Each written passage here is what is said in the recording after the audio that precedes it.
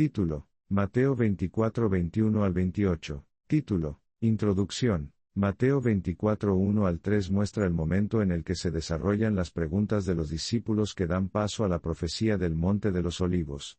Mateo 24, 4 al 14 presenta las señales o los dolores de parto que precederían a la abominación desoladora. En Mateo 24, 15 al 28 se encuentra que la clave para comprender la profecía es entender su relación con el libro de Daniel, y especialmente los eventos asociados al Cuarto Imperio Gentil. Los tres versículos claves son Mateo 24, 15, y 21 y 27 por las razones siguientes. Mateo 24, 15 está ligado a la destrucción del templo en Daniel 9, 26. Mateo 24, 21 está relacionado a los días de gran angustia en Daniel 12, 1. Mateo 24, 27 está asociado a la toma del reino por el Hijo del Hombre en Daniel 7, 13 al 14. Título: Exposición del texto. Comienzo de cita.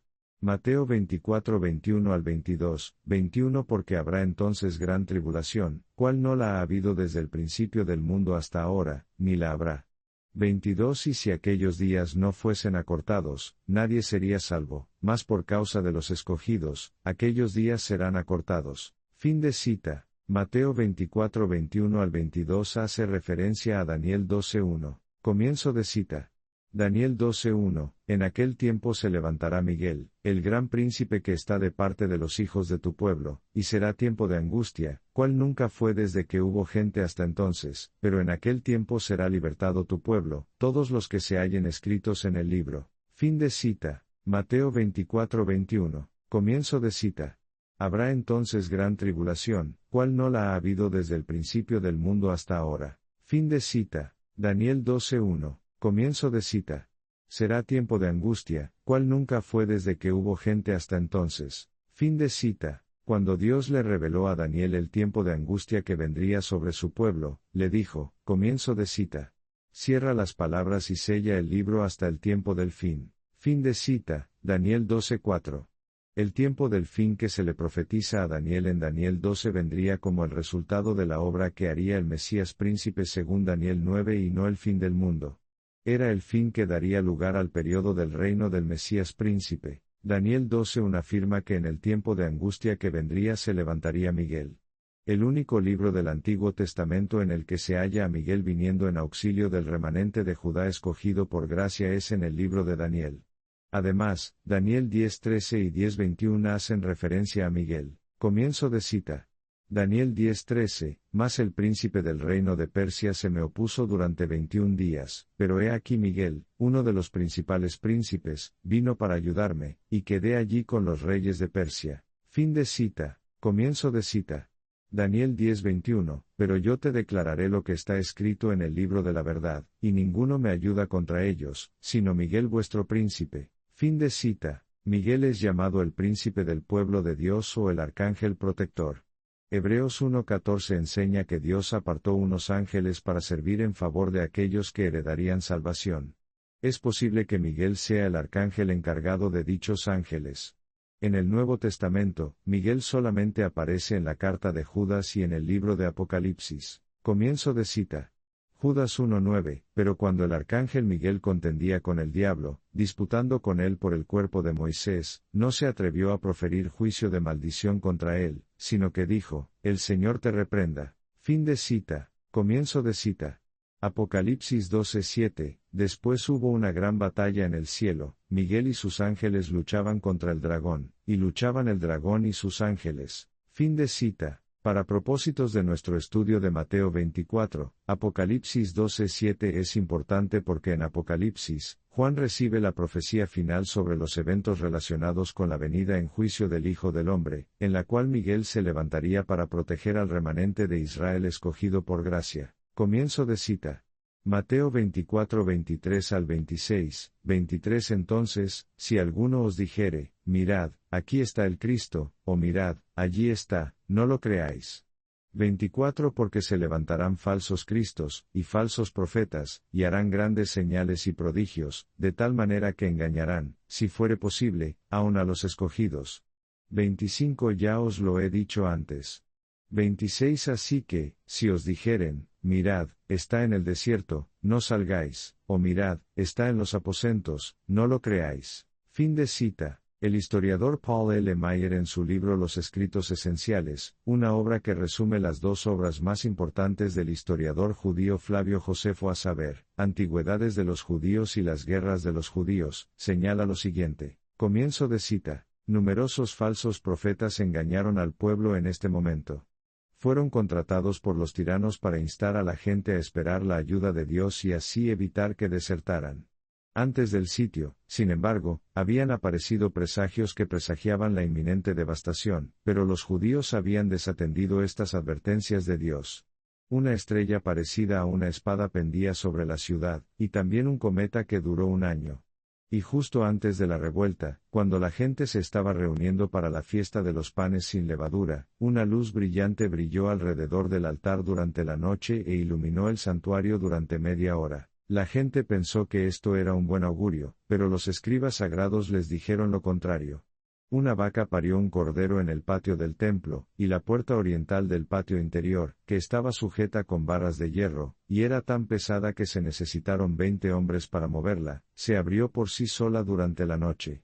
Y en la fiesta de Pentecostés, cuando los sacerdotes entraron en el patio interior del templo, oyeron un gran ruido y después las voces de una multitud que decían, comienzo de cita. Nos vamos de este lugar. Fin de cita. Pero otro presagio fue aún más alarmante. 4 años antes de la guerra, mientras la ciudad disfrutaba de prosperidad y paz, un rudo campesino llamado Jesús, hijo de Ananías, vino a la fiesta de los tabernáculos. Se puso de pie en el templo y gritó, comienzo de cita. Una voz del oriente, una voz del occidente, una voz de los 4 vientos, una voz contra Jerusalén y el santuario, una voz contra los novios y las novias, una voz contra todo el pueblo. Fin de cita. Día y noche caminaba por las calles con este grito. Algunos de los líderes arrestaron al tipo y lo golpearon, pero él solo siguió gritando como antes. Los magistrados lo llevaron ante el gobernador romano, quien hizo que lo azotaran hasta los huesos, pero él no suplicó misericordia ni derramó una lágrima, solo gritó a cada golpe, comienzo de cita. ¡Ay de Jerusalén! Fin de cita. Cuando Albino, el gobernador, le preguntó quién era, de dónde venía y por qué profería estos gritos, no respondió, sino que solo repitió su canto fúnebre, comienzo de cita. ¡Ay de Jerusalén! Fin de cita. Durante 7 años y 5 meses, continuando a lo largo de la guerra, mantuvo este grito, hasta que, haciendo sus rondas en la muralla durante el asedio, gritó con su voz penetrante, comienzo de cita. ¡Ay una vez más a la ciudad, al pueblo y al pueblo! El templo. Fin de cita. Luego añadió de repente, comienzo de cita. Y ay de mí también. Fin de cita y inmediatamente fue golpeado por una piedra lanzada desde una ballesta. Fin de cita. Comienzo de cita. Mateo 24, 27 al 28, 27 porque como el relámpago que sale del oriente y se muestra hasta el occidente, así será también la venida del Hijo del Hombre. 28 porque dondequiera que estuviere el cuerpo muerto, allí se juntarán las águilas. Fin de cita. Mateo 24-27 es relevante porque expone que la profecía que estaba por cumplirse relacionada con el libro de Daniel, Mateo 24-15, era la profecía acerca del Hijo del Hombre en Daniel 7-13 al 14. Existen varios aspectos significativos referentes al término Hijo del Hombre en Mateo y lo concerniente a su venida, los que pasamos a enumerar. En Mateo, Jesús es el Hijo del Hombre. En Mateo, el término el Hijo del Hombre aparece unas 32 veces en 30 versículos, Mateo 8:20, 9:6, 10:23, 11:19, 12:8 y 32 y 40, 13:37 y 41, 16:13 y 27 al 28, 17:9 y 12 y 22, 18:11, 19:28, 20, 18 y 28, 24, 27 y 30 y 37 y 39 y 44, 25, 13 y 31, 26, 2 y 24 y 45 y 64. Este término proviene de Daniel 7:13, y representa el cumplimiento del rey prometido a la casa de David, de manera que en Mateo el enunciado Hijo del Hombre señala principalmente el carácter mesiánico y profético de Jesús y no únicamente su humanidad. En Mateo, Jesús es tanto el Hijo del Hombre en su primera venida o ministerio terrenal, así como el Hijo del Hombre que regresaría en las nubes para castigar a Jerusalén. Mateo presenta al Hijo del Hombre en su ministerio terrenal unas 17 veces a través de su Evangelio. A continuación, algunos versículos como ejemplo. Comienzo de cita. Mateo 8:20, Jesús le dijo, las zorras tienen guaridas, y las aves del cielo nidos, mas el Hijo del Hombre no tiene donde recostar su cabeza. Fin de cita. Comienzo de cita. Mateo 9:6, pues para que sepáis que el Hijo del Hombre tiene potestad en la tierra para perdonar pecados, dice entonces al paralítico, levántate, toma tu cama, y vete a tu casa. Fin de cita. Comienzo de cita. Mateo 11:19, vino el Hijo del Hombre, que come y bebe, y dicen, he aquí un hombre comilón, y bebedor de vino, amigo de publicanos y de pecadores. Pero la sabiduría es justificada por sus hijos. Fin de cita. Comienzo de cita. Mateo 18:11, porque el Hijo del Hombre ha venido para salvar lo que se había perdido. Fin de cita. Por otro lado, en Mateo vemos al Hijo del Hombre viniendo en juicio en 13 versículos. Presentamos todos los pasajes en los que aparece regresando para propósitos de este estudio. Comienzo de cita. Mateo 10:23, cuando os persigan en esta ciudad, huid a la otra, porque de cierto os digo, que no acabaréis de recorrer todas las ciudades de Israel, antes que venga el Hijo del Hombre. Fin de cita. Comienzo de cita. Mateo 13:41, enviará el Hijo del Hombre a sus ángeles, y recogerán de su reino a todos los que sirven de tropiezo, y a los que hacen iniquidad. Fin de cita. Comienzo de cita. Mateo 16:27 al 28, porque el Hijo del Hombre vendrá en la gloria de su Padre con sus ángeles, y entonces pagará a cada uno conforme a sus obras. De cierto os digo que hay algunos de los que están aquí, que no gustarán la muerte, hasta que hayan visto al Hijo del Hombre viniendo en su reino. Fin de cita. Comienzo de cita. Mateo 19:28, y Jesús les dijo, de cierto os digo que en la regeneración, cuando el Hijo del Hombre se siente en el trono de su gloria, vosotros que me habéis seguido también os sentaréis sobre 12 tronos, para juzgar a las 12 tribus de Israel. Fin de cita. Comienzo de cita. Mateo 24:27, porque como el relámpago que sale del oriente y se muestra hasta el occidente, así será también la venida del Hijo del Hombre. Fin de cita. Comienzo de cita. Mateo 24:30, entonces aparecerá la señal del Hijo del Hombre en el cielo, y entonces lamentarán todas las tribus de la tierra, y verán al Hijo del Hombre viniendo sobre las nubes del cielo, con poder y gran gloria. Fin de cita. Comienzo de cita. Mateo 24:37, más como en los días de Noé, así será la venida del Hijo del Hombre. Fin de cita. Comienzo de cita. Mateo 24:39, y no entendieron hasta que vino el diluvio y se los llevó a todos, así será también la venida del Hijo del Hombre. Fin de cita. Comienzo de cita. Mateo 24:44, por tanto, también vosotros estad preparados, porque el Hijo del Hombre vendrá a la hora que no pensáis. Fin de cita. Comienzo de cita.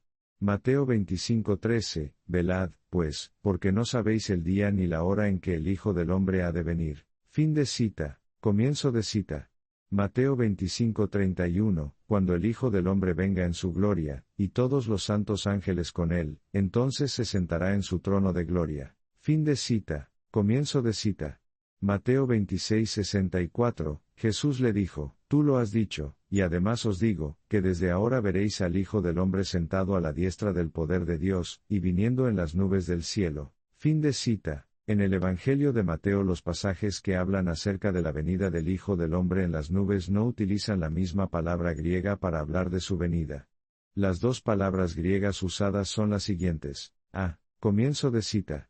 Erkomai, G 2064, denota tanto ir como venir, significa el acto, en contraste con Geko, que destaca el hecho de la llegada, diccionario Vine. Fin de cita aparece en Mateo 10:23, 16:27 al 28, 24:44, 25:13 y 31, 26:64. B. Comienzo de cita. Parousia, G 3952, literalmente presencia, para, con, y ousia, un ser, de eimi, ser. Denota tanto una llegada como una consiguiente presencia, diccionario Vine. Fin de cita. Esta aparece en Mateo 24:3, y 27 y 30 y 37 y 39. Título. Análisis de lo expuesto. Es necesario destacar que la palabra parusía en Mateo no es sinónimo de la segunda venida de Cristo como muchos comentaristas afirman, y como es presentado en diversos diccionarios bíblicos, entre otros. Esto no es exclusivo del libro de Mateo, sino que puede ser corroborado mediante un análisis de los pasajes en los que se usa la palabra parusía en el Nuevo Testamento. A continuación, algunos ejemplos de los 24 versículos en los que se haya dicho término en el Nuevo Testamento. En 1 Corintios 16:17, Pablo se regocija de la venida, parusía, de Estéfanas. En 2 Corintios 7:6, Pablo habla de la consolación que produjo la venida, parusía, de Tito. En Filipenses 1:26 y 2:12 Pablo habla de su presencia, parusía, otra vez entre los filipenses. En 2 Tesalonicenses 2:9, Pablo habla del advenimiento, parusía, del hombre inicuo, luego de haber hablado de la venida, parusía, de Jesucristo. Se desprende de los ejemplos que la palabra parusía es usada de diferentes maneras, por lo que su uso no está limitado a la segunda venida de Jesucristo. Por esta razón, el Diccionario Teológico del Nuevo Testamento, posiblemente la obra más importante académica sobre el significado de las palabras griegas, en el resumen teológico sobre la palabra comienzo de cita. Parousia, fin de cita asevera lo siguiente: comienzo de cita. El concepto de la en el Nuevo Testamento desafía toda sistematización. El particularismo judío es rechazado y el elemento sensual es mínimo, puesto que el principal interés es la comunión con Dios. La trascendencia divina supera la antítesis de los aspectos presentes y futuros del gobierno de Dios. El punto de viraje ha llegado ya, y la será una manifestación definitiva en que el gobierno eterno de Dios se imponga a la historia. Cristo es la resolución de la tensión entre este mundo y el venidero, entre la esperanza y la posesión, entre el ocultamiento y la manifestación, entre la fe y la visión. Fin de cita. Por otra parte, algunos comentaristas dividen Mateo 24 y 25 en dos partes. De Mateo 24:1 al 35 afirman que habla de la venida en juicio del Hijo del Hombre contra Jerusalén. De Mateo 24:36 a Mateo 25:46 aseveran que hace referencia a la segunda venida de Jesucristo. Jonathan Menn en su obra Escatología Bíblica asevera lo siguiente: comienzo de cita. Los preteristas completos ven todo el discurso como una referencia a los eventos que rodearon la destrucción de Jerusalén en el año 70 de nuestra era. La mayoría de los preteristas parciales ven la destrucción de Jerusalén como el tema de Mateo 24:1 al 35, y la futura segunda venida comenzando con Mateo 24:36. Los preteristas ven Mateo 24:29 al 31 en relación con la destrucción de Jerusalén en el año 70 de nuestra era, es decir, Jesús comienzo de cita. Viene, fin de cita en juicio sobre Jerusalén. Fin de cita. El problema con tal división es que la palabra parusía en Mateo 24 se encuentra en cada una de las dos divisiones que estos hacen. Esto lo evidencia la tabla que sigue. Título: uso de la palabra parusía en Mateo 24. Venida del Hijo del Hombre, Mateo 24:1 al 35. Segunda venida de Jesucristo, Mateo 24:36 al 25:46. Mateo 24:3, ¿qué señal habrá de tu venida? Mateo 24:37, así será la venida del Hijo del Hombre. Mateo 24:27, así será también la venida del Hijo del Hombre. Mateo 24:39, porque el Hijo del Hombre vendrá. Mateo 24:30, verán al Hijo del Hombre viniendo sobre las nubes del cielo. Si como la mayoría de los exponentes del tema de la escatología afirman, la parusía es sinónimo de la segunda venida de Jesucristo, entonces los 5 versículos presentados en la tabla corresponderían a la segunda venida de Jesucristo. De modo que los proponentes de esta división tendrían que explicar cómo el significado de la palabra parusía en Mateo 24:3 y 27 y 30 no se refiere a la segunda venida de Jesucristo, ya que según su propia división, estos corresponden al juicio sobre Jerusalén. La división sugerida por estos proponentes presenta otro problema.